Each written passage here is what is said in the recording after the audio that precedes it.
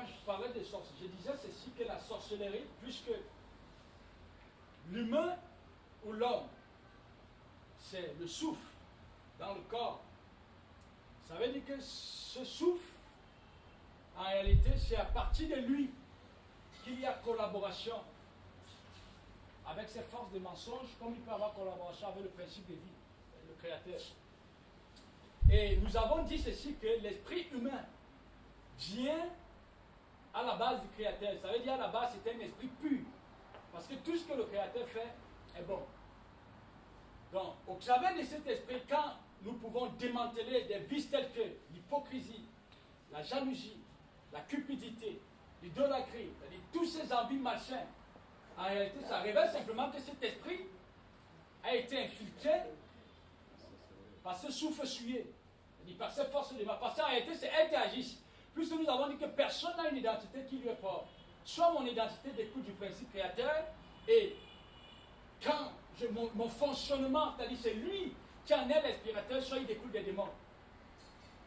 Et nous avons donc dit ceci, que il y a donc des degrés de possession, les différents.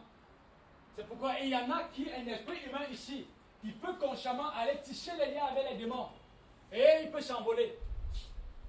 Il peut quitter ici, il disparaît. Il a le pouvoir de rester chez lui, vous influence ici, vous voyez le feu là. Si le Créateur ne lui impose pas des limites. Donc c'est pour dire, nous ne nions pas qu'il y a la sorcellerie, elle existe bel et bien, mais seulement sortons du concept de la sorcellerie qui nous sont imposés par les démons. De telle manière que nous voyons seulement le sorcier, celui qui va tisser les liens conscients avec ces esprits de haute catégorie, et que nous-mêmes qui sommes gouvernés par toute forme de passion, nous-mêmes nous sommes des sorciers. Oui, s'il vous plaît. Je vous ai suivi. Hein. Vous avez dit, vous avez reconnu, là, vous avez répondu vraiment à la question. Mais dans votre développement tout à l'heure, vous avez dit il peut aller faire le lien avec les forces du mal, moi je du mal. Et qu'il peut donc rester chez lui. Il peut avoir ce pouvoir, c'est-à-dire selon son lien. Par exemple, le feu que vous avez ajouté si le Créateur ne lui impose pas des limites. Alors non, c'est bien ça.